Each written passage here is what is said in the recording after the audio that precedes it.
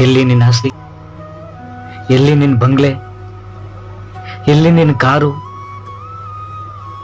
ಅದೇನೋ ನಾನು ದೊಡ್ಡದಾಗಿ ಆಸ್ತಿ ಮಾಡಿದ್ದೀನಿ, ನಾನು ದೊಡ್ಡದಾಗಿ ಬಿಲ್ಡಿಂಗ್ ಕಟ್ಟಿದ್ದೀನಿ, ನನ್ನ ಹತ್ರ ಎಂಥ ಕಾರ್ ಇದೆ ಗೊತ್ತಾ, ಕೋಟಿ ರೂಪಾಯಿ ಕಾರ್ ಇದೆ ಗೊತ್ತಾ, ನಾನು ಅದರಲ್ಲೇ ಓಡಾಡೋದು. ನನ್ನ ಮನೆ ಇದೆ, ಹೆಂಗೆ ಕಟ್ಟಿದ್ದೀನಿ ಗೊತ್ತಾ, ನೋಡ್ಬಿಟ್ರೆ ಅಂಥ ಮನೆ ಯಾರು ಕಟ್ಟಿರಲ್ಲ, ಅಂಥ ಮನೆ ಕಟ್ಟಿದ್ದೀನಿ ಗೊತ್ತಾ. ನನ್ನ ಮನೇಲಿ ಎಷ್ಟು ದುಡ್ಡು ಇಟ್ಟಿದ್ದೀನಿ ಗೊತ್ತಾ, ಬ್ಯಾಂಕಲ್ಲಿ ಎಷ್ಟು ಬ್ಯಾಂಕಲ್ಲಿ ನಾನು ದುಡ್ಡು ಇಟ್ಟಿದ್ದೀನಿ ಗೊತ್ತಾ. ಹೋಗಿ ತಗೋಗು, ಹೋಗಪ್ಪ. ನೀನು ಮಾಡಿರೋ ದುಡ್ಡು, ನೀನು ಗಳಿಸಿರೋ ಆಸ್ತಿ ಆಯ್ತಾ, ನೀನು ಕಷ್ಟಪಟ್ಟು ದುಡ್ದು ಅದೇನೋ ಮಾಡಿದ್ದೀನಿ ಅಂದಲ್ಲ ಕಾರು, ಅದು ನೋಡು ಹೋಗ್ತಾ ಇದೆ. ಹೋಗು, ಹಿಡ್ಕೊ ಹೋಗು, ಹೋಗಪ್ಪ, ತಗೊಂಬ ಹೋಗು. ಆಸ್ತಿನೇ ತಗೊಂಬರ್ತೀವಿ, ನೀನು ಜೀವ ಉಳಿಸ್ಕೋತೀಯೋ.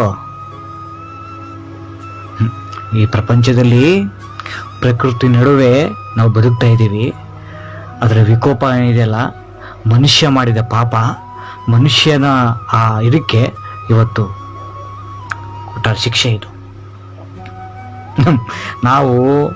ನಾನು ಅಂತ ಬದುಕ್ತಾ ಇದ್ದೀನಲ್ವಾ, ಅದು ಪರಿಣಾಮನೇ ಇದು. ಇನ್ನು ನಾನು ದೊಡ್ಡವನು, ನಾನು ಧೂಳಿನ ಮೇಲೆ ನಡೆಯೋದಿಲ್ಲ ಅಂದ್ಬಿಟ್ಟೆ, ಇವಾಗ ಎಲ್ಲನೂ ಬಿಟ್ಟು ನಿನ್ನ ಜೀವ ಉಳಿಸ್ಕೊಳ್ಳೋಕ್ಕೋಸ್ಕರ ಹರಸಾಹಸ ಪಡ್ತಾ ಇದೆಯಾ ನೋಡು. ನೀನು ಇಂಥ ಹರಸಾಹಸ ಪಡ್ತಾ ಇದೀಯಾ. ಕಷ್ಟದಲ್ಲಿದ್ದಾಗ ದೇವ್ರನ್ನ ಕರಿತಿದ್ದಲ್ವಾ ನೀನು, ಸುಖದಲ್ಲಿದ್ದಾಗ ಆರಾಮ ಮಲಗಿದ್ದೆ. ಇವಾಗ ಕಷ್ಟದಲ್ಲಿದ್ದೀರಿ ಅಂತ ಕರೀತಾ ಇದೀಯ ದೇವ್ರನ್ನ? ಬರಲ್ಲ ದೇವರು. ಯಾಕೆ ಹೇಳೋ? ಸುಖದಲ್ಲಿದ್ದಾಗ ದೇವ್ರನ್ನ ಮರ್ತು ಬಿಟ್ಟು ಜೀವನ ಮಾಡಿದೆ, ಇವಾಗ ಕರಿ ಬರಲ್ಲ. ದೇವರು ನಮ್ಗೆ ಎಷ್ಟು ಅವಕಾಶಗಳು ಕೊಟ್ಟಿದ್ದ, ಮರ್ತು ಬಿಟ್ಟ ನೀನು? ನೆನ್ಸ್ಕೋ ಅವಕಾಶಗಳನ್ನ. ಯಾಕೆ ಮರ್ತು ಬಿಟ್ಟ ಅವಕಾಶಗಳನ್ನ? ಮತ್ತೆ ಅವಕಾಶ ಕೊಡಲ್ಲ ದೇವರು. ನಿನ್ನ ಜೀವನ ನೀನೇ ಕಾಪಾಡ್ಕೋಬೇಕು.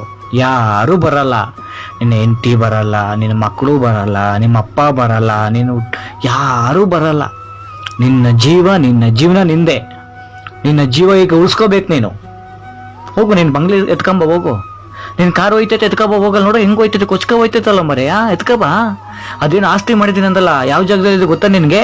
ಹೋಗು, ಅಲ್ಲಿ ಹೋಗಿ ಕೂತ್ಕೊ, ನನ್ನ ಜಾಗ ಅಂತ ಹೇಳು, ಆಯ್ತಾ? ಆಗಲ್ಲ. ಇನ್ನು ಮುಂದೆ ಆದ್ರೂ ನಿನ್ನ ಹತ್ರ ದುಡ್ಡಿದ್ರೆ ಒಂದು 10% ದಾನ ಮಾಡು. ನಿನ್ನ ಹತ್ರ ದುಡ್ಡಿಲ್ವಾ, ದಾನ ಮಾಡೋಕ್ಕಾಗಲ್ವಾ? ಕಷ್ಟದಲ್ಲಿರೋನಿಗೆ ಸ್ವಲ್ಪ ಸಾಂತ್ವನ ಹೇಳು, ಆಯ್ತಾ? ಯಾಕೆಂದ್ರೆ ಗಡಿಯಾರ ಮುಳ್ಳು ಯಾವಾಗಲೂ ತಿರುಗ್ತಾನೆ ಇರುತ್ತೆ.